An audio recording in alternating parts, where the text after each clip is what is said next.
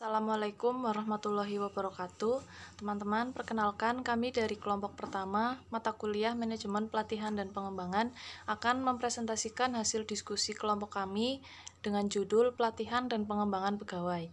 Kelompok kami terdiri dari 3 anggota. Yang pertama yaitu Eka Kusumastuti, yang kedua Hanif Andrianto, dan yang ketiga Ayu Safitri.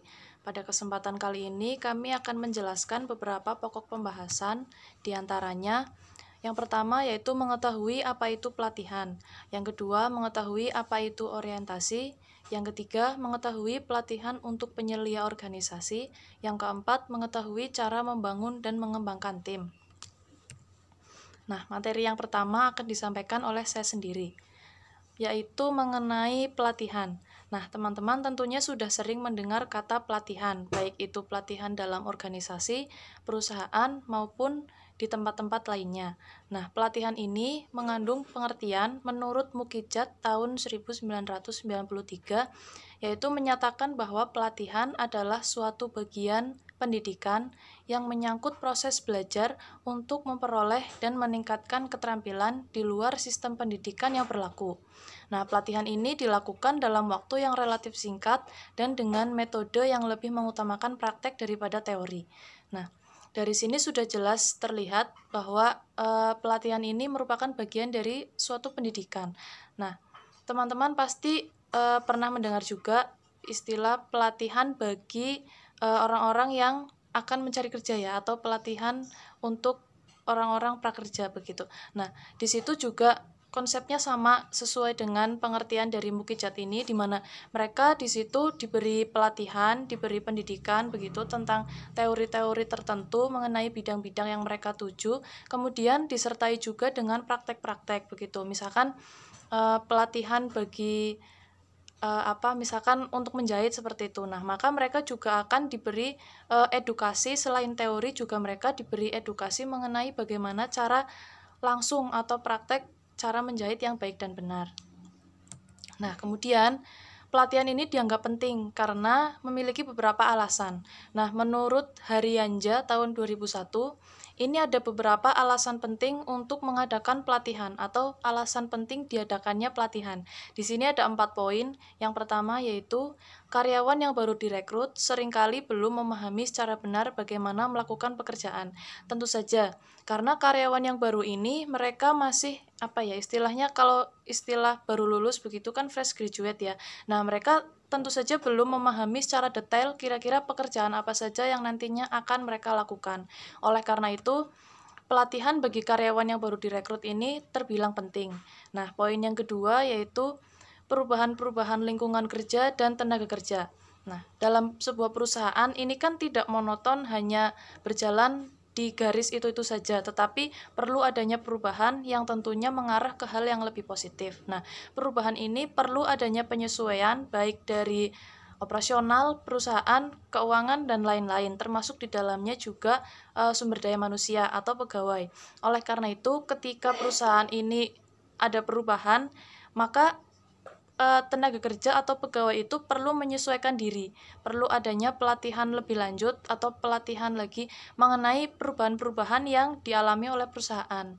Nah, kemudian poin yang ketiga yaitu meningkatkan daya saing perusahaan dan memperbaiki produktivitas. Nah, pelatihan ini salah satunya juga penting karena untuk memperbaiki produktivitas perusahaan. Nah, dalam artian produktivitas ini adalah untuk meningkatkan daya saing perusahaan yang satu dengan perusahaan yang lain, begitu.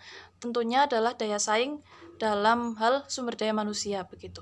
Kemudian yang keempat yaitu menyesuaikan dengan peraturan-peraturan yang ada. Tentu saja apabila peraturan itu tidak disesuaikan dengan sumber daya manusia yang ada, maka nantinya akan terjadi ketidaksesuaian seperti itu. Nah, selanjutnya yaitu mengenai orientasi. Di sini pengertian orientasi adalah program pelatihan yang dirancang untuk menolong karyawan baru yang telah lulus seleksi mengenai pekerjaan dan perusahaan tempatnya bekerja. Program orientasi sering disebut juga dengan induksi atau memperkenalkan para karyawan dengan peranan atau kedudukan mereka dengan organisasi dan karyawan lain. Nah, kemudian Informasi apa saja yang tergandung dalam orientasi? Di sini ada 3 aspek. Yang pertama yaitu informasi umum tentang pekerjaan biasa sehari-hari. Nah, di dalam orientasi ini karyawan akan mendapatkan informasi umum tentang pekerjaan sehari-hari. Artinya mengenai pekerjaan mereka atau job description yang mereka yang menjadi tanggung jawab mereka seperti itu. Ketika misalkan mereka ditempatkan di bagian keuangan begitu. Nah, otomatis dalam orientasi ini mereka akan mengetahui detail pekerjaan apa saja yang akan mereka lakukan di bagian keuangan begitu. Kemudian yang kedua yaitu tinjauan tentang sejarah, tujuan, operasi, dan produksi atau jasa organisasi. Nah, di dalam orientasi ini juga perusahaan akan mengenalkan mengenai sejarah begitu organisasi atau tentang latar belakang organisasi, kapan berdiri atau bagaimana visi misinya seperti itu. Nah, kemudian yang ketiga yaitu penyajian terinci mengenai kebijakan organisasi dan aturan kerja. Nah, tentu saja selain sejarah dan job description yang dijelaskan, tentu saja dalam orientasi ini membahas mengenai kebijakan yang ada dalam organisasi. Tentunya supaya pegawai atau karyawan ini dapat mematuhi segala peraturan yang ada dalam organisasi. Termasuk di dalamnya adalah aturan-aturan ketika mereka bekerja. Gitu. Nah, di sini terdapat beberapa jenis orientasi berdasarkan tipe organisasi yang ada. Orientasi ini dibagi menjadi 2. Yang pertama yaitu orientasi organisasi dan orientasi unit kerja. Berdasarkan pengertiannya, orientasi organisasi ini adalah memberitahu karyawan mengenai tujuan, riwayat, filosofi, prosedur, dan pengaturan organisasi tersebut. Nah, jadi orientasi organisasi ini bisa dibilang adalah orientasi yang lingkupnya itu umum atau satu perusahaan begitu. Nah, ini kan disebutkan mengenai riwayat, filosofi, dan prosedur. Itu artinya masih bersifat umum satu organisasi begitu. Nah, sedangkan poin yang kedua yaitu orientasi unit kerja. Ini mengakrabkan karyawan itu dengan sasaran unit kerja tersebut, memperjelas bagaimana pekerjaannya, menyumbang pada sasaran unit itu dan mencangkup perkenalan dengan rekan-rekan kerja barunya. Artinya kalau orientasi unit kerja ini mereka lebih spesifik ke bidang-bidang yang mereka tekuni atau ke bidang-bidang yang menjadi bagian dari divisi mereka dalam bekerja begitu. Nah, kalau organisasi tadi kan lingkupnya masih umum satu organisasi.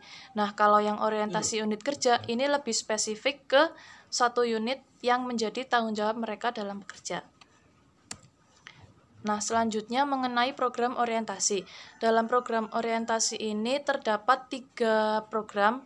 Yang pertama yaitu sosialisasi.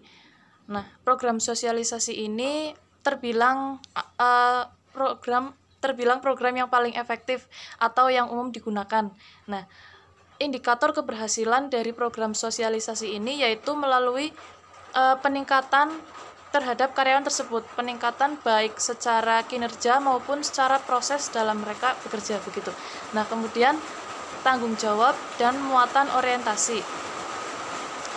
Nah, di dalam muatan dan tanggung jawab orientasi ini mencakup beberapa program, yaitu mereka membahas tentang isu-isu perusahaan, manfaat karyawan, perkenalan awal, dan tugas pekerjaan, sehingga mereka lebih spesifik ke teknis pekerjaan yang akan pegawai lakukan. Nah, program yang ketiga yaitu kesempatan dan kesulitan. Ini merupakan bagian terlemah dari program orientasi, karena ini kesempatan kesulitan ini bertujuan untuk membantu meyakinkan operasi yang sistematik begitu. Ini berfokus pada perkenalan dan tugas-tugas pekerjaan juga begitu. Nah, untuk materi selanjutnya akan disampaikan oleh Hanif Andrian.